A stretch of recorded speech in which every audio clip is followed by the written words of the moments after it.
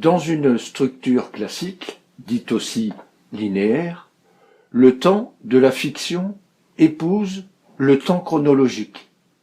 Généralement, l'exposition occupe le premier quart du scénario, le nouement la moitié et la résolution le quart restant. On y trouve les deux charnières dramatiques, déclencheur et climax, et optionnellement la scène centrale. Cette structure est la plus utilisée depuis que l'art narratif existe. Elle est donc incontournable lors de la construction d'une histoire, car elle permet d'organiser facilement le récit et sa progression dramatique. Il est très facile ensuite d'imaginer de nouvelles structures à partir de celles-ci, même si elles devront toujours répondre aux exigences dramaturgiques. Une petite astuce que je vous livre pour dynamiser cette vieille dame qu'est la structure linéaire. Une technique consiste à jouer avec l'objectif du personnage à la fin du deuxième acte. Le héros obtient ou pas ce qu'il est venu chercher, mais cela ne correspond pas du tout à ce qu'il imaginait. On finit donc sur cet acte par un coup de théâtre, une dernière révélation qui porte le véritable sens de la thèse de l'histoire, un coup de théâtre qu'on appelle aussi une chute.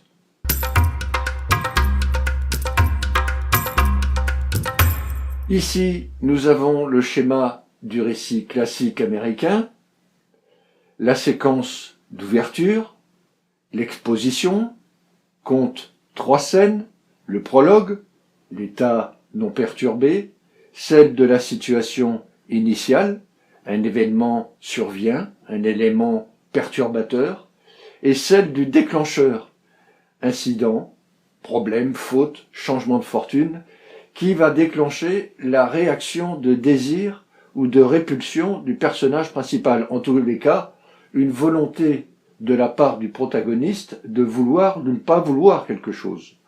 On entre alors dans le nœud de l'histoire avec 3 séquences de 3 scènes chacune, durant lesquelles le protagoniste apprend des obstacles pour acquérir le savoir et les compétences. On les appelle les péripéties de provocation. Arrive la 3e phase d'une séquence de 3 scènes qui comprend un retournement de situation, une prise de conscience que nous avons nommée la scène centrale ou 3e charnière dramatique. Elle nous amène à la 4e phase, la 2e partie du nœud. Le protagoniste surmonte les obstacles grâce à son nouveau savoir, ses nouvelles compétences. 3 séquences de 3 scènes, appelées les péripéties de résolution. Le schéma se clôture avec la 5e phase, la résolution, une séquence de 3 scènes qui présente les 3 premières scènes à l'envers. Et rappelons ici la situation initiale, la scène centrale et la situation finale restent les mêmes, tandis que l'on peut multiplier ou réduire les péripéties de provocation et de résolution à volonté, selon que l'on se trouve dans un film d'1h30, de 3 heures ou une série de 8 heures.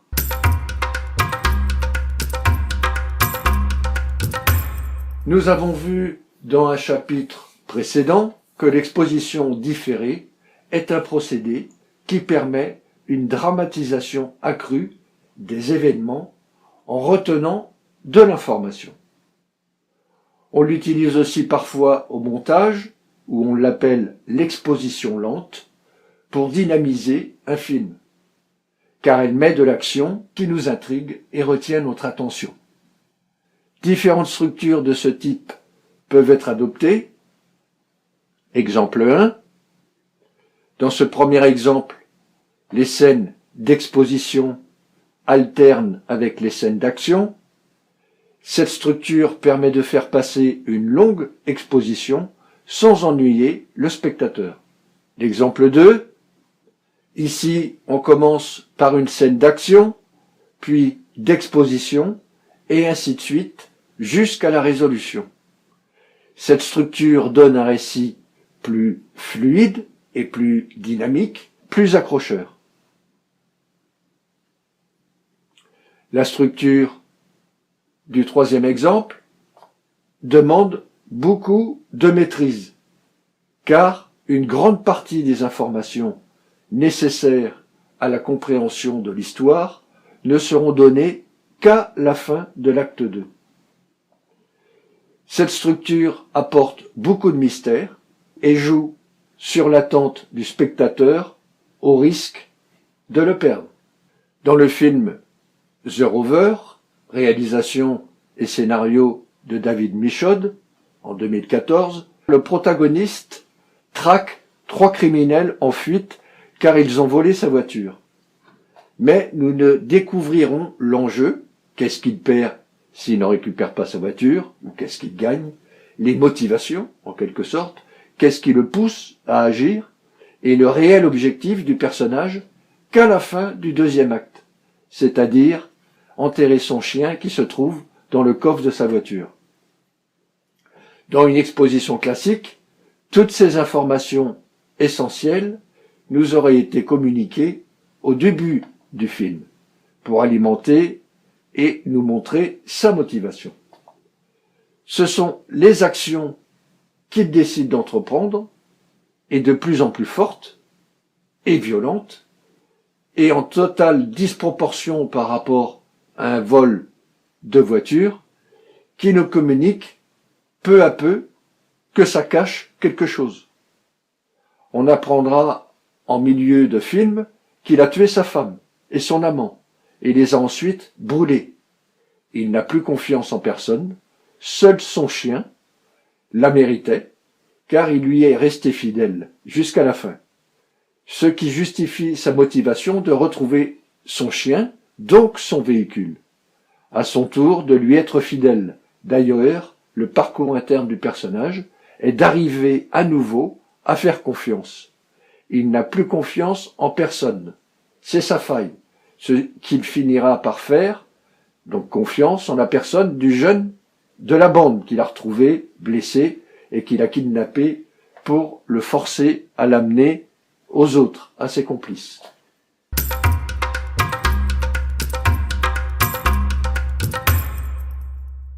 Dans les films policiers, la structure de l'exposition différée est imposée par le genre, puisque la première étape de l'histoire n'est révélée qu'à la fin, c'est-à-dire qui a tué et pourquoi. Elle s'élabore généralement autour de la résolution, qui parfois exige sa propre résolution, comme le jugement final du tueur à la fin du procès. Les histoires policières s'organisent d'abord autour d'un crime. Un enquêteur découvre la victime et remonte les fils jusqu'au possible suspect, le but étant d'élucider les faits et d'arrêter le coupable. Les péripéties de l'enquête, les pistes, les fausses pistes, alimentent une grande partie de la structure.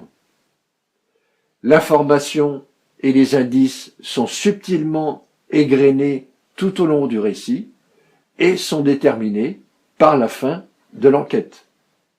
Cette dernière suit un déroulement chronologique jusqu'à sa résolution. Cependant, les faits qu'elle rapporte lui sont antérieurs. Le crime a déjà eu lieu. Le récit consiste alors à remonter le temps vers l'explication et le dénouement. Dans ce sens, on peut aussi parler d'histoire double et imbriquée.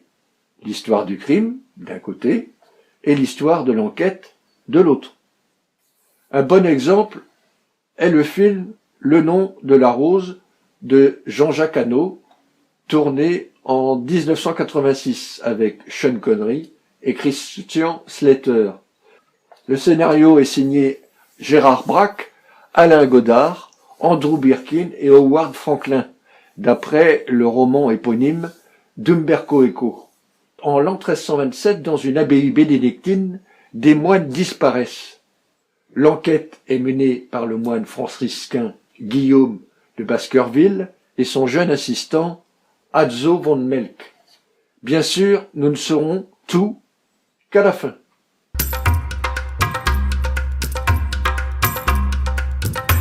Comme leur nom l'indique, ces structures jouent sur le temps. Elles sont tournées vers le passé ou vers le futur. Dans une structure en flashback, une partie du dénouement ouvre l'histoire, sans en livrer la fin. Le récit prend la forme d'un retour en arrière pour nous faire comprendre, chronologiquement, les événements du passé qui ont conduit à ce dénouement. Il aurait été utilisé la première fois par l'auteur-réalisateur français Ferdinand Zecca pour son film Histoire d'un crime en 1901.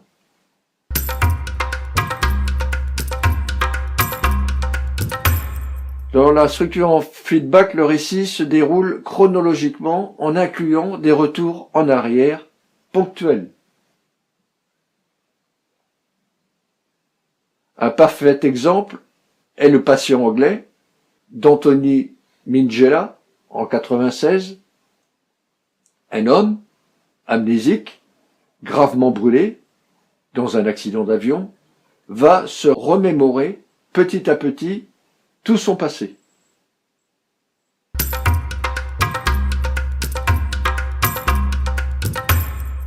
La première partie du récit nous montre une action ou un événement qui n'a pas encore eu lieu. Le déroulement d'un casse, par exemple, qui se déroule idéalement et qui est raconté par le chef de la bande. Et la deuxième partie est la même action ou événement, ici le déroulement du casse, mais évidemment, dans cette deuxième partie, rien ne se passe comme prévu.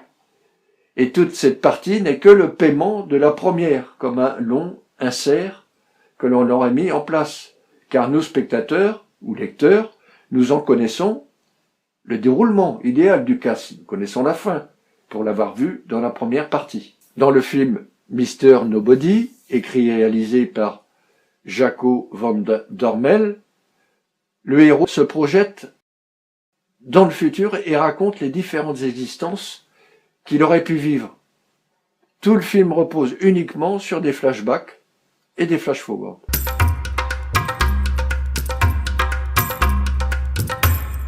Il s'agit d'une structure très particulière et très difficile à développer, car il faut que l'action avance alors que l'on connaît déjà la fin. Le film Irréversible de Gaspard Noé en 2002 en est un très bon exemple.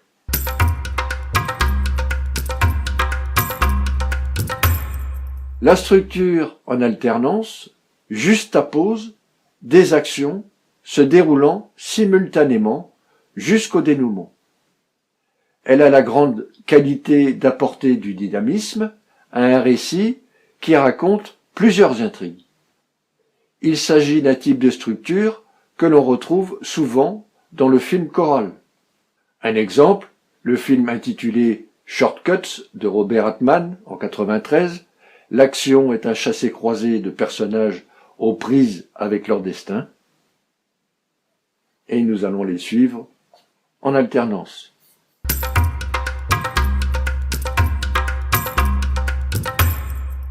Dans une structure en parallèle, on présente simultanément deux ou plusieurs actions se déroulant à des moments différents. Un bon exemple de la structure en parallèle est le film The Godfather de Francis Ford Coppola. Nous suivons à 40 ans d'intervalle l'ascension de Vito Corleone et la chute de son fils Michael.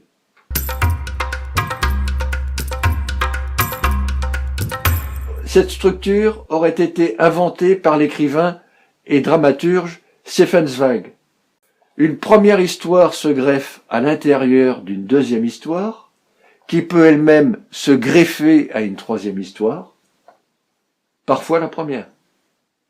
Dans son film A Touch of Sin, En 2013, le réalisateur et scénariste Jia Zhangke enchâsse 4 histoires de façon originale. La première raconte le passage au meurtre de Daya, un mineur exaspéré par la corruption des dirigeants de son village. Pourtant, ce récit s'ouvre sur Zuzan, un travailleur migrant qui tue avec son revolver 3 agresseurs. Il sera le protagoniste, lui, de la deuxième histoire, durant laquelle il découvrira les infinies possibilités offertes par son arme à feu.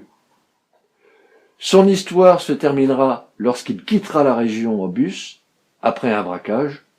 De ce même bus descendra Xia Yu, hôtesse d'accueil, dans un sauna, et protagoniste de la troisième histoire.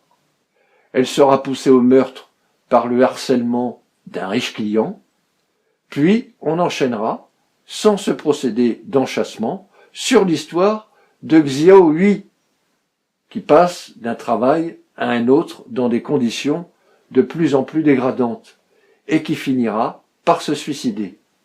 Enfin, on reviendra à Xiao Yu, la protagoniste de la troisième histoire, en train de passer un entretien d'embauche dans la société mise en cause dans la première histoire. Une façon de boucler la boucle en enchâssant la fin du film dans la première histoire.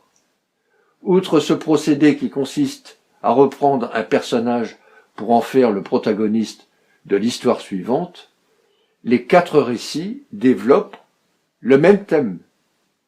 Une société au développement économique brutal et gangrénée par la violence. C'est ce que nous racontent ces 4 histoires.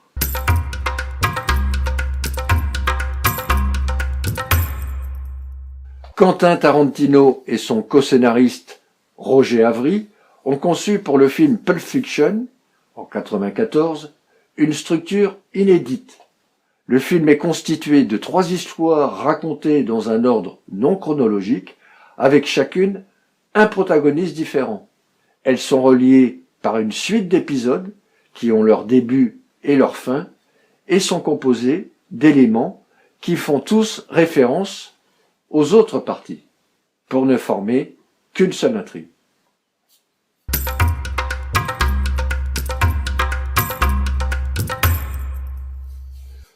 Comment choisir une structure? Nous pourrions encore évoquer des structures plus rares. La structure par leitmotiv, qui s'articule autour d'une scène qui revient périodiquement, la scène de pendaison, par exemple, dans Il était une fois dans l'Ouest, de Sergio Leone, ou par interaction, lorsque cette même scène revient à chaque fois sous une forme différente. Nous aurions pu évoquer également la structure cyclique. Un certain nombre de situations se présentent à nouveau pour prendre un sens différent, ou encore la structure par mise en abîme. Le récit sert de métaphore à lui-même. La structure en sablier, les 2 parties du récit s'opposent point par point. La structure variable, chaque séquence est la vision d'un protagoniste différent. Les structures par entrelacement, en spirale, circulaire, en dents de scie, par convergence, en mosaïque, en miroir, en tiroir. Nombreuses sont les possibilités, mais attention de ne pas tomber dans le travers consistant à élaborer des structures narratives qui se révéleront plus intéressantes que l'histoire elle-même. Ce travail sur la structure narrative n'a qu'un seul objectif, raconter de façon la plus pertinente possible. Et c'est seulement en ce sens qu'il faut la choisir. Et encore mieux, la créer.